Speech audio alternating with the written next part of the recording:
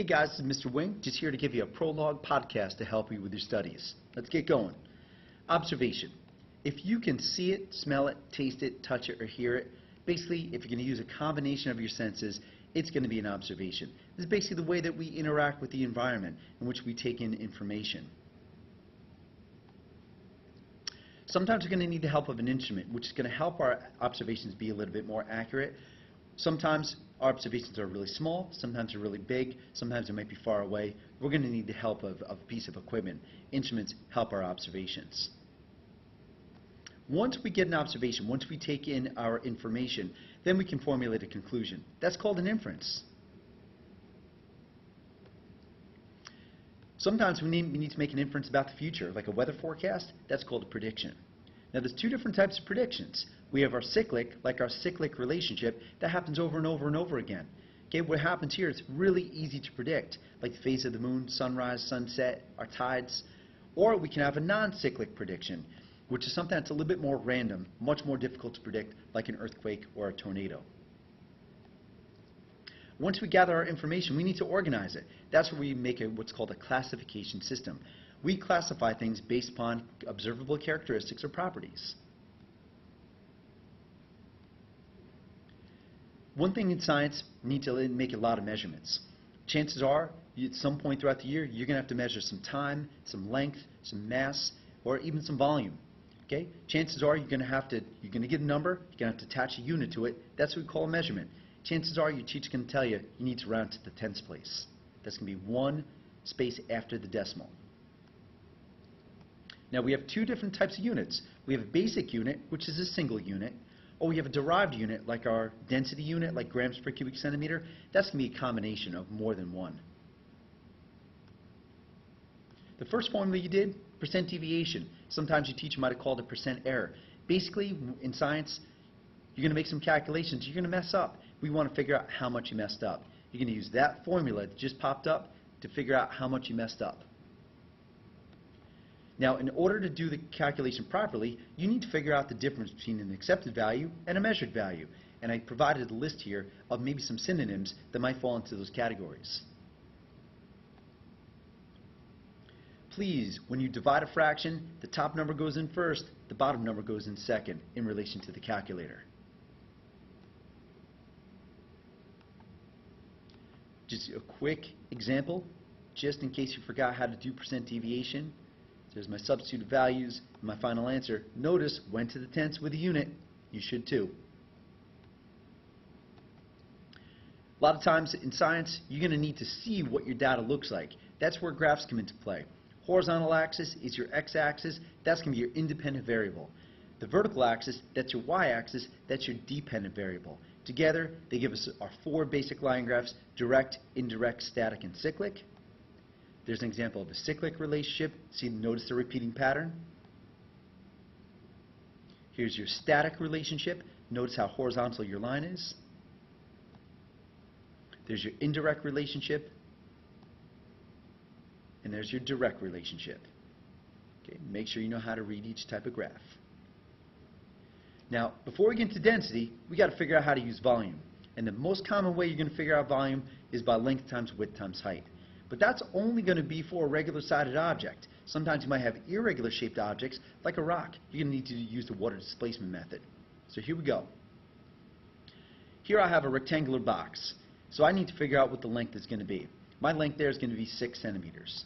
Okay? I need to figure out the width of my box. The width of my box is going to be 2 centimeters. Okay? And then I finally need to figure out the height of my box. The height of my box here is going to be 4 centimeters. I take those numbers. I'm going to multiply them together. Don't add them, multiply them. Okay, you're going to end up at 48.0 cubic centimeters in this example. Okay, remember, you don't always have to use cubic centimeters. You can also use milliliters as well. They're one and the same. Use the one that you feel most comfortable with. If you have an irregular shaped object, you need to use water displacement. In this example, my graduate cylinder on the left filled up to 200 milliliters. I drop my pebble in, goes up to about 270 milliliters. What you do, you subtract the two volumes. The difference tells you the volume of the object, in this case 70 milliliters. Finally, we get into density. Obviously, density is going to be the amount of junk crammed into a specific object. There's your formula, front page of your reference table. Never have to worry about forgetting it.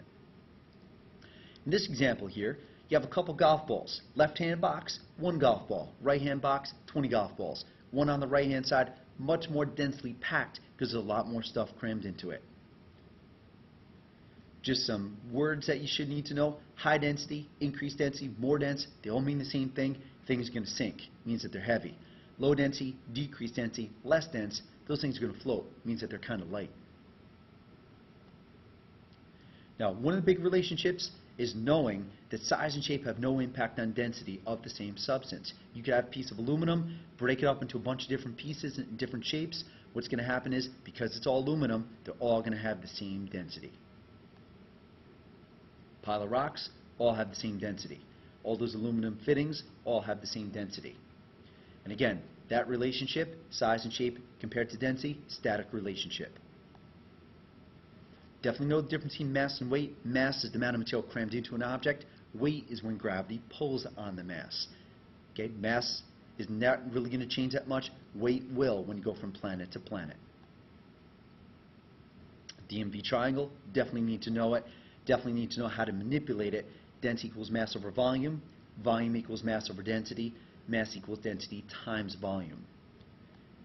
Real quick, temperature and pressure, they're going to impact density. They're going to have a little bit of an influence in terms of how density is going to be. Again, just some words. Decrease, fall, drop, all mean the same thing.